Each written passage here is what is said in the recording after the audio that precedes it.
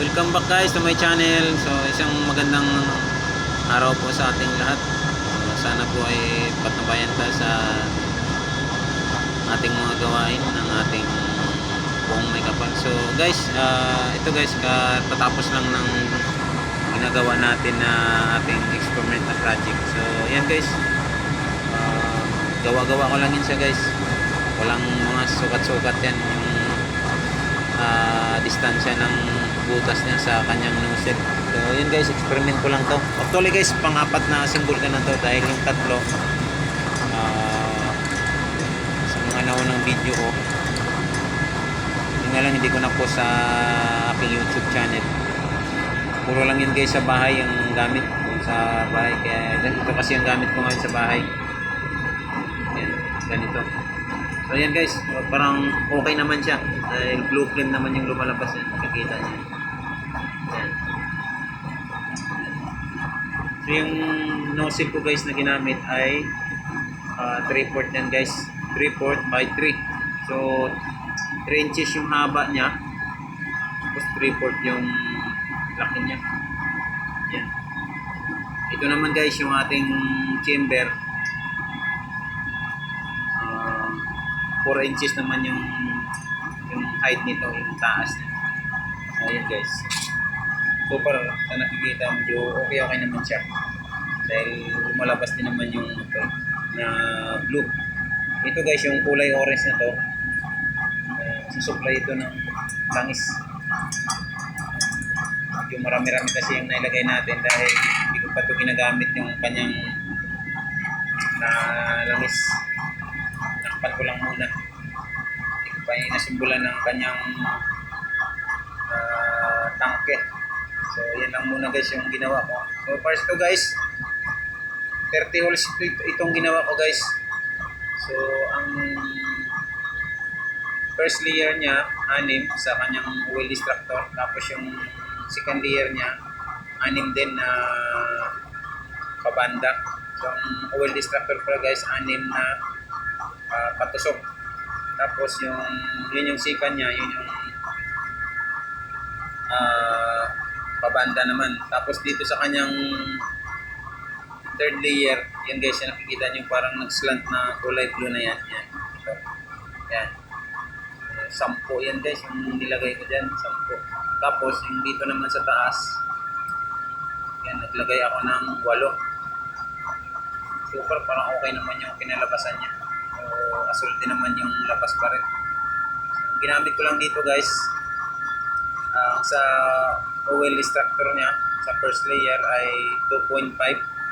Tapos yung sa second layer ay 2.5 mm din na drill bit. Tapos yung third layer niya tsaka fourth layer, puro na yan siya guys sa 1.5 mm yung sukat ng kanyang drill bit na pambutas natin. Mas maganda guys, mas maliit para pino yung labas ng apoy tsaka asul. So ayan guys,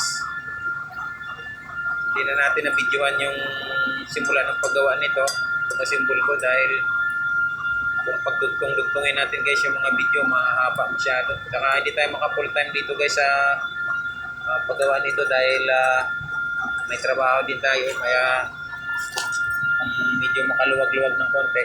Yan, saka natin pinapunti-unti ng assemble. So ito yung nagawa natin ngayon.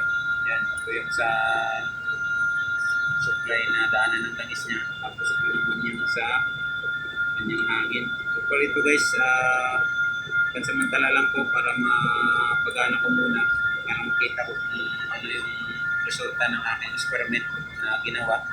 Ito guys, maiksi lang to. D4 lang to na nipple na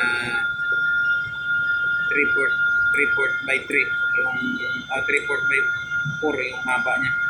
Haba niya 4, tapos 3/4 yung bilog niya, yung laki. Yan guys.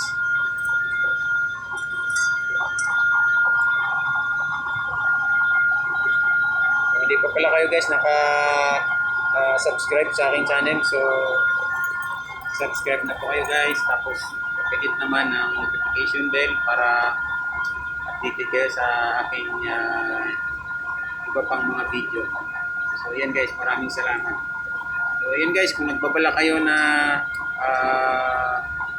gumawa din ng ganitong mga use oil, so pwede nyo rin gawin guys, basta may mga gamit lang kayo, wala namang problema.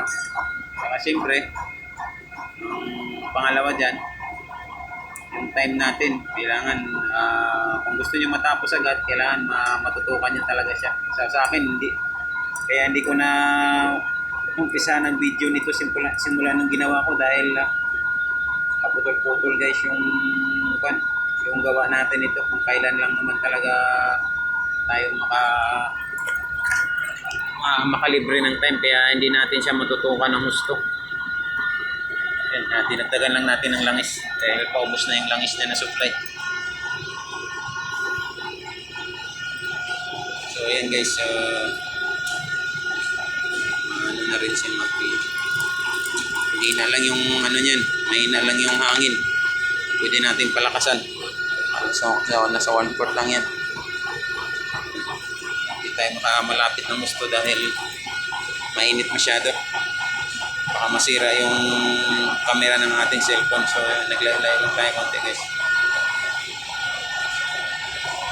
Hindi mo siya ganong mahalata na nag-blue siya dahil medyo matingkad pa yung sikat ng araw, kaya super okay naman siguro siya. So yan lang guys, maraming salamat sa inyong panonood. Thanks for watching guys. God bless all.